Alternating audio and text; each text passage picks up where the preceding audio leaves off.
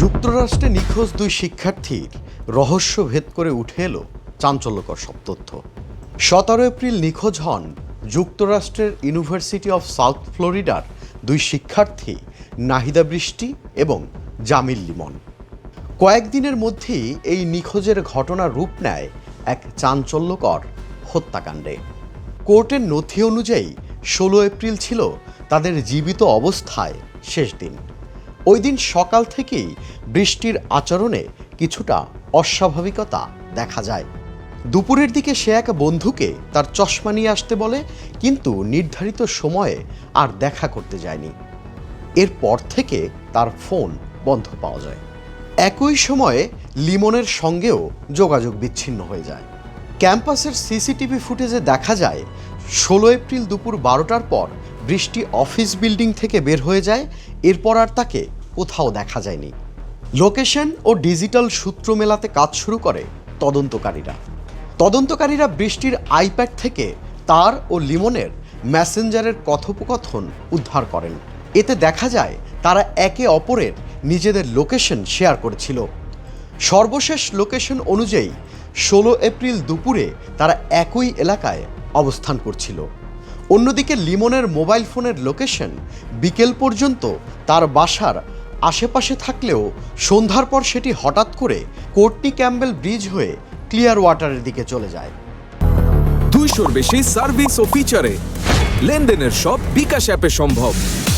এই সময় তদন্তে সামনে আসে লিমনের রুমমেট হিশাম আবু গারবি। রুমমেটের আচরণের সন্দেহ তদন্তে মোড় ঘুরিয়ে দেয়। প্রাথমিক জিজ্ঞাসাবাদে আবু গারবিহে দাবি করে সে কিছুই জানে না, কিন্তু তদন্তকারীরা লক্ষ্য করেন তার হাতে কাটা তাজা আঘাতের চিহ্ন রয়েছে, যা সে পেঁয়াজ কাটার সময় হয়েছে বলেও ব্যাখ্যা দেয়।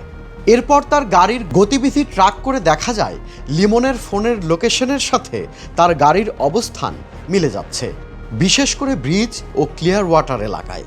প্রথমে সে অস্বীকার করলেও পরে স্বীকার করে সে লিমন ও বৃষ্টিকে ক্লিয়ার ওয়াটারে নামিয়ে দিয়েছিল। তবে কেন নামিয়ে দিয়েছিল সে বিষয়ে কোনো ব্যাখ্যা দিতে পারেনি। এরপর অ্যাপার্টমেন্ট ও ডাম্পার স্টারে মিলল গুরুত্বপূর্ণ সব প্রমাণ। তদন্তকারীরা লিমনের অ্যাপার্টমেন্ট তল্লাশি চালিয়ে রক্তের দাগ পরিষ্কার করার চিহ্ন এবং টেনে নেওয়ার মতো প্যাটার্ন খুঁজে পান। ডাম্পস্টার থেকে উদ্ধার করা হয় রক্তমাখা ফ্লোর ম্যাট, লিমনের ব্যক্তিগত জিনিসপত্র, বৃষ্টির ব্যবহৃত সামগ্রী, রক্তমাখা কাপড়, যা ফরেনসিক পরীক্ষায় নিশ্চিত হয় ওই রক্ত বৃষ্টি ও লিমনের। এছাড়া অ্যাপার্টমেন্টে বৃষ্টির জুতো ও আইডি কার্ডও পাওয়া যায়, যা প্রমাণ করে নিখোঁজ হওয়ার আগে সে সেখানে উপস্থিত ছিল। এরপর ডিজিটাল ফরেনসিকে বেরিয়ে আসে ভয়ঙ্কর সব পরিকল্পনা। আবু গারবিহের ফোন বিশ্লেষণ করে পাওয়া যায় হত্যার আগে সে অনলাইনে দেহ গোপন করার উপায় খুঁজছিল। ট্রাশ ব্যাগ, ডাস্ট টেপ সহ বিভিন্ন সরঞ্জাম আগেই কিনেছিল। ব্রিজ এলাকায় গাড়ি চেকিং হয় কিনা এমন সার্চও করেছিল গারবিহে। এই তথ্যগুলো ইঙ্গিত দেয় ঘটনাটি ছিল একদম পরিকল্পিত।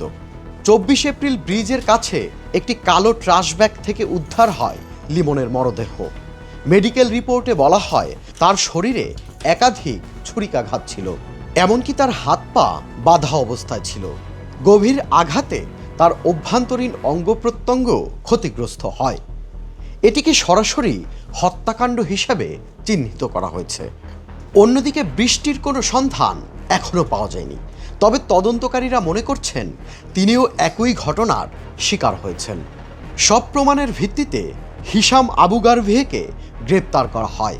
তার বিরুদ্ধে 2টি ফার্স্ট ডিগ্রি মার্ডার মামলাও।